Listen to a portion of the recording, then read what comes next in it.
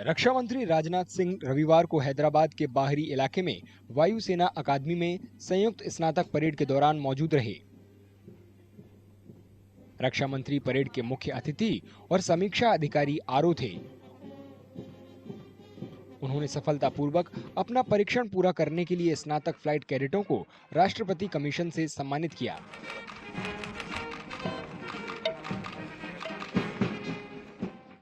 साथियों, मैं जब से यहाँ आया हूँ तब से मैं आपके अंदर की ऊर्जा और जोश को देख पा रहा हूँ, और ऐसा होता भी है। सामान्य तौर पर देखा जाता है कि जो कैडेट्स होते हैं बड़े इनर्जेटिक होते हैं, उनके अंदर नए विचारों के प्रति एक खुलापन होता है, उनके अंदर आइडियलिज्म होता है।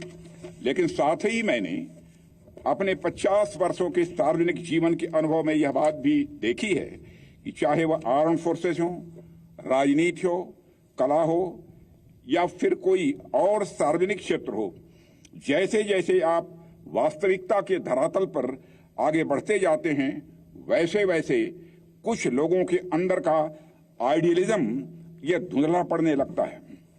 अपने आइडियलिज्म को किसी भी सूरत में खोना नहीं है। आप अपना आइडियलिज्म कभी नहीं। नवयुक्त फ्लाइंग अफसरों को संबोधित करते हुए रक्षा मंत्री ने सशस्त्र बलों की परंपराओं को बनाए रखने की आवश्यकता पर भी जोर दिया।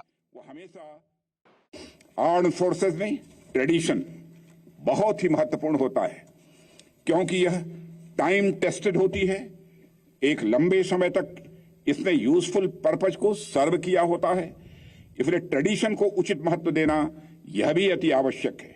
लेकिन एक विशेष बात की ओर हमें ध्यान देना आवश्यक है कि लंबे समय तक अगर हम बिना सोचे समझे केवल ट्रेडिशन को ही फॉलो करते रह गए तो हमारी व्यवस्था में जड़ता यानी ऑसिफिकेशन की स्थिति स्वाभाविक रूप से आ जाती है। स्नातक अधिकारियों में 25 महिला अधिकारी भी शामिल थीं, जिन्हें भारतीय वायुसेना की विभिन्न शाखाओं में नियुक्त किया गया था।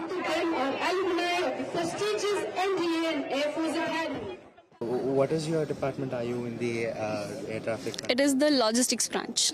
Logistics. Yes, sir. So, but would you have preferred to perhaps fly the, aircraft? No, everyone is selected in a way that he suits the best branch, seeing his capabilities. I think I suit the best in logistics branch. इस मौके पर भारतीय नौसेना के 8, भारतीय तटरक्षक बल के 9 और मित्र विदेशी देशों के 2 अधिकारियों को भी विंग से सम्मानित किया गया।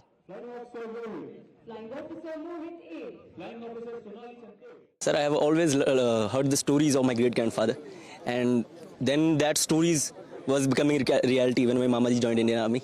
So I joined NCC thereafter, and I was, feeling that stories to fulfilling at some extent, and now